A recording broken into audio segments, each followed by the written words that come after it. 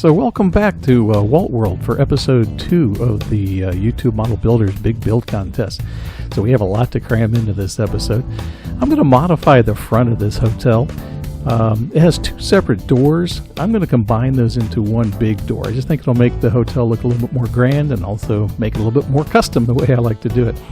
So we're just going to, here's the just planning to cut things off here, snap them off. And the modification, just kind of, this is an illustration of what I'm talking about doing. And then just move the windows over to line up, and then that will leave a bigger opening on the left side for a grander door. So that's what we're going to do. So I just score the plastic and then we'll just snap it off.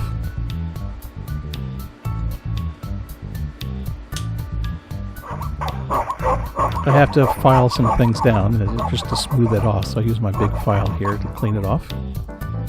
And just kind of laying it out here to make sure it's all going to fit right and work. I have to snap off one of the columns in order to line up with the windows properly, and I'll use that later for the doorway. So here's glued together. Here's the doors, the 2 doors with that post glued together. I'm using my own styrene here because I wanted a 1/2 inch recess. The styrene that came with the kit was only about a 1/4 inch. I want to again make it the entrance a little bit more grand, so I'm using my own styrene here. Just cut a piece about a 1/2 inch to create the recess and just glue it in.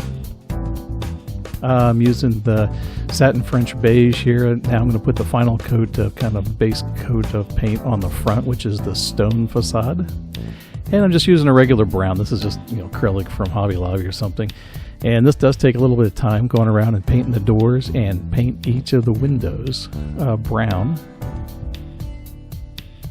So it's just a little time consuming to it, but not too hard. And I used a small micro brush as well as regular brush and a toothpick in some places. So I'm going to weather the brick on the back side, and I'm going to use the spackling compound and rub it in. I know there's different ways I've done it, whether it's a whitewash or different things.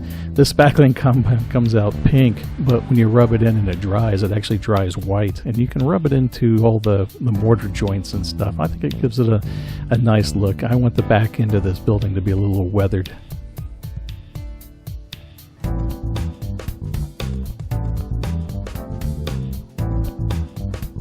It's pretty easy to do and doesn't take very long, but I like the results that it comes back. And if you make a mistake, you just wash it off. Here's the front that had been painted with the brown trim around the windows. So now we're going to weather this up, these different sides up with my chalk.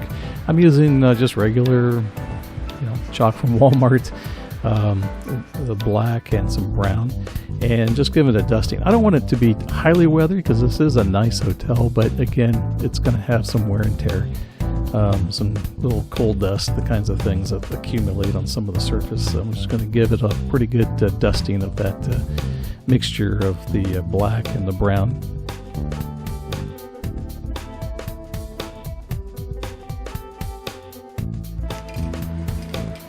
And then, of course, use the clear coat. This is the tester clear coat to spray it all with to hold it in. Now we're going to go around and put the windows in. And I'm going to cut them in the plastic in these little strips because I like to have a lot of variability. I like to have some windows that look like they're, half open, or I put some extra styrene to make it appear that the window's half open. In some places, I just, have a full window. Other places, partial window. But I kind of do each one separate just so that you get that variability. Also, while you're working on this, it's a good time to glue in your supports for the roof. A little piece of styrene along the top. So it's a little time consuming, but I think I like the results that come back. And then it just shows with all the plastic on the back side glued on. Lots of windows to take care of here, so that takes a little bit of time.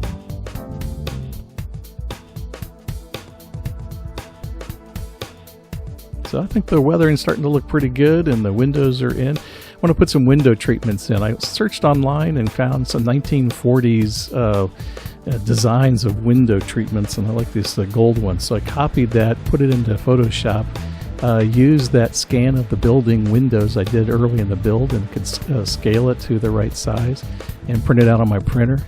Now I have to go through and cut the openings out for those windows, but that's not too hard. But you get these strips of curtains then that you can then adhere to the windows. And I'm just using regular white glue to glue these paper strips onto the windows.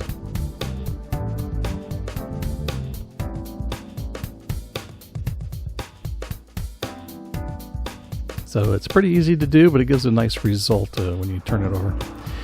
Also on the back side, of course, a building of this size is going to have fire escape, so I'm using the Walther's Vintage Fire Escape Kit. I've scratch built the fire escapes and used different kits, but this is a pretty good set that I think fits the building style. And so you just have to go through and glue on the platforms, start kind of where you want to have the fire escape go by the windows on this one side of the back. And then just start gluing up the sides and the supports, and then put in the stairwells. So it's pretty straightforward and easy to do. I'm going to start working on the roof here, and of course the plastic that came with the kit is separated by this tissue paper, which I find this tissue paper is a really good source to use for the tar paper roof. So I'm going to spray them all black, flat black. And if you use the side that has the paint on, it's a darker, looks like a new tar paper. If you turn it over, the nice thing about the tissue paper is it gives it a kind of a worn look. And so by using some strips with the one side and flipping over the other side, you get some variability here as I'm putting the tar paper strips on the styrene that's going to eventually be the roof. But I like the variability it looks, and then just once you get it all glued on, you can trim it off as you need be. I've put a block of wood on the middle of the roof. This building is 4 stories tall, and it would likely have an elevator, but in order to have an elevator, you'd have to have an elevator shaft, and that would require an additional 1 story above the roof for that elevator shaft. So to create that, I put a block of wood, and I'm using this little plastic brick to create the elevator shaft. I'm using coat hanger here to create the downspouts, and again, I don't like necessarily just straight lines. I like downspouts that kind of curve across the back of a building, just again for variability. I just sprayed it with the forest green paint. Here I'm going to add onto the front of the building an overhang covered walkway. And so I'm using some of my styrene to build that. And then I'm also using this Walther's tank kit to create a tank to put on the roof, because a building this size would have some kind of water suppression system. So I'm going to put a tank on top. And so this is, I'm putting lights in on the specially covered walkway. So I'm just using these Minitronics 12-volt grain of wheat light bulbs. Here's that light box, because I'm going to have the sign lit from behind. By using the decal that I found and using a little tissue paper behind it, and then have 2 lights behind it so that the sign will actually light up on the front of the hotel.